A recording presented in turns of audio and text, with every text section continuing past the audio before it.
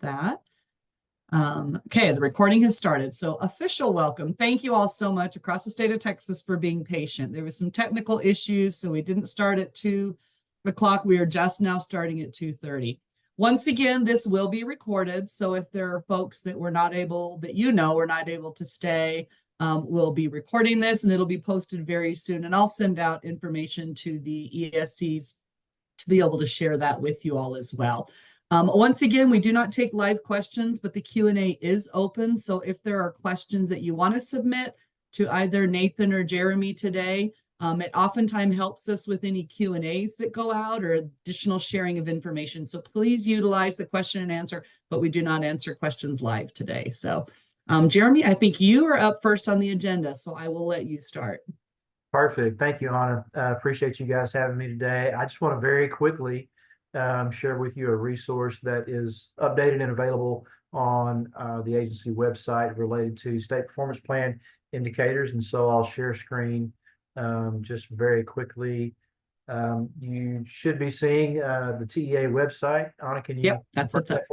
Yes, Great. that's what's up. Okay. And so the document I'll share with you today is one that is updated. You've had access to it before. This is our SPPI indicators data collection submission schedule. And so I always just kind of like to point out how you can navigate to things on the website, just in the case that it's not entirely intuitive. So in this case, if you'll come to our academics tab and move down to special student populations all the way down to special education, you'll see that your special education menu here on the right-hand side is expanded because that's where we are. The data and reports section is linked here. That's what we're after. It's also highlighted on one of these cards. And so if you'll go there, you can see a link here in this menu for state performance plan indicators. Again, there's also a card here among others.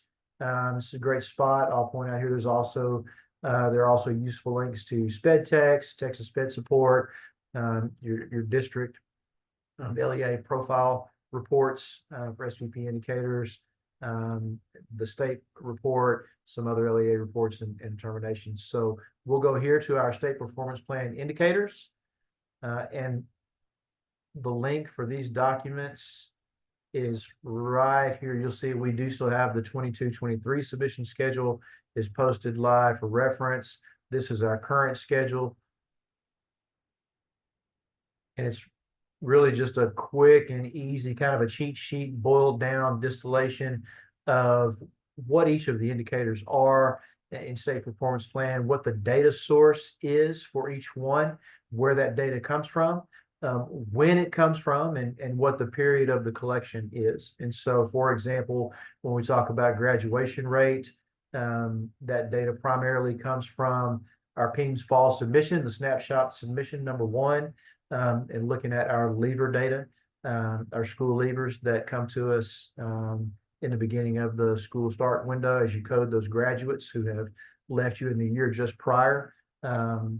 That data is as of the last Friday in October for this year. It's October 2023, of course, and it refers to data collected for the 2022-2023 school year.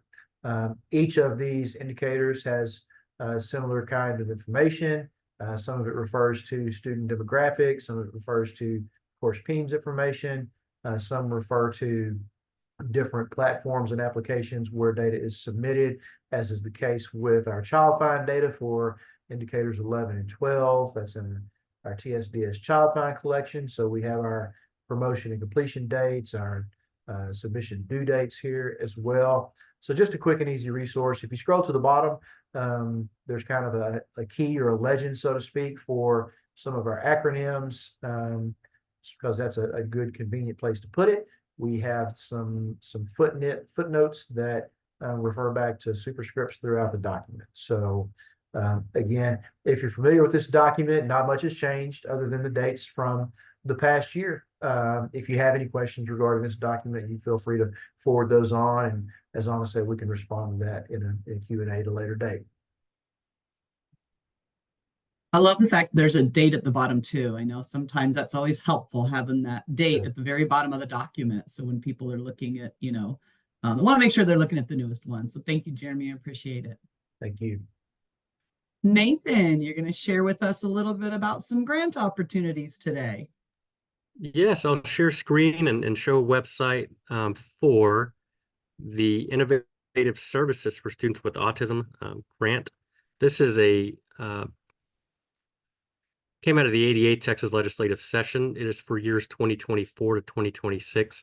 So this is for LEAs, school districts and open enrollment charter schools, a 2-year grant over school years 2024, 2025, and 2025, 2026 for innovative programming for students with autism, ages 3 through 21.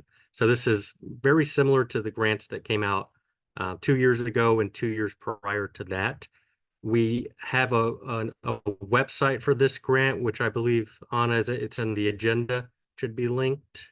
Actually, I didn't link it in the agenda. So what I will do Oh, goodness. is make sure, what I'll do is make sure that when the recording gets up there, that the link will be added to the website.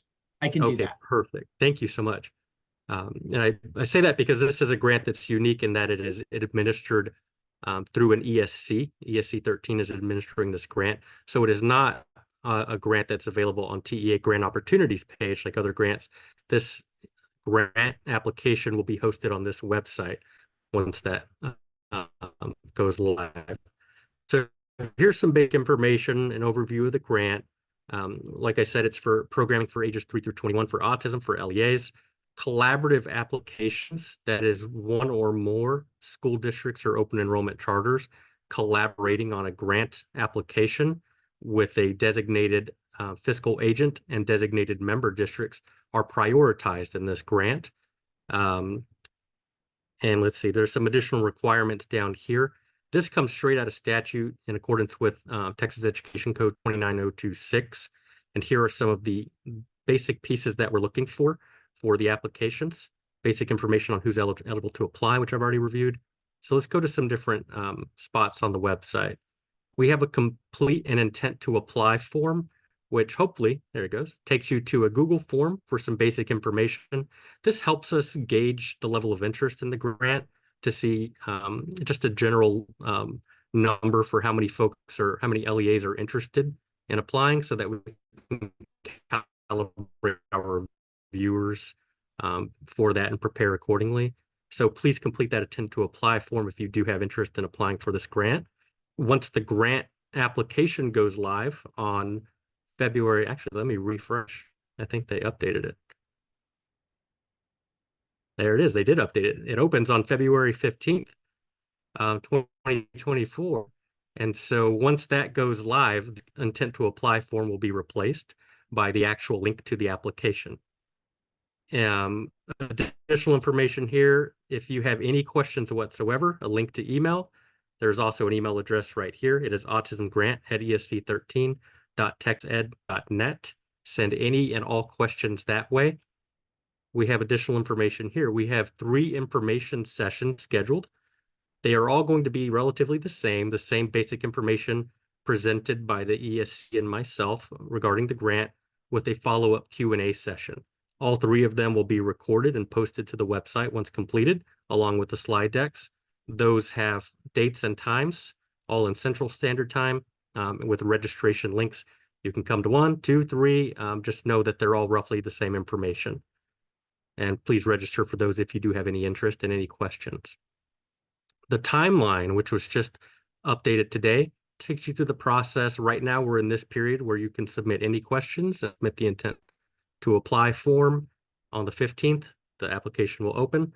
It will close on March 27th.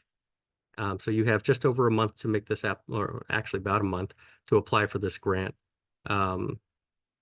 You got an application review period here where we'll review all status letters to applicants and let you know whether you were awarded or not awarded. Once that happens, anybody that was selected has to go through kind of a formalized process to submit a second application at TEA's website, but it's a very short application. only available to those LEAs that are selected for award. So really this portion here is kind of what you need to pay attention to right now. Last piece I have on the website is the application resources tab. We have an autism grant FAQ on here with pretty much every question under the sun that we've received over the past 4 years related to this grant. So I'm hoping we've captured almost every question that could be asked, although we'll always get 1 or 2 new ones. So please check that FAQ out maybe prior to emailing if you can. That way you can see if that question's already answered in there. We do have a list of not finalized yet, but general allowable and non-allowable expenditures related to this grant, what you can and cannot spend money on in relation to these grant funds. And then we have an application preview, which is pretty much our application. So you can see what is being asked of you and prepare accordingly for your application. So there's 14 questions on there as of right now. There's character limits. This will pretty much be the application that you will see if you're interested to apply. So I think that is it. I'm not sure if I missed anything, but if you are interested at all, please check out that website. There's a ton of information on there related to this grant. Thank you all. Very clear information on the website. And I appreciate the fact that within your timeline, the people who apply will be notified whether they received it or whether they didn't, because I know sometimes that's always a question that we get. So I will make sure that when we post the recording of this webinar, in that same area, I will post the grant link so that they have easy access to it. Wonderful. Thank you so much. Thank you, Nathan, and thank you, Jeremy, and everyone again for your patience. I will get this sent off today to hopefully be transitioned to the resources that need to be able to convert it. And I hope to have it posted by early next week, this webinar. So thank you all so much for your participation, and I appreciate all of your patience. Bye-bye.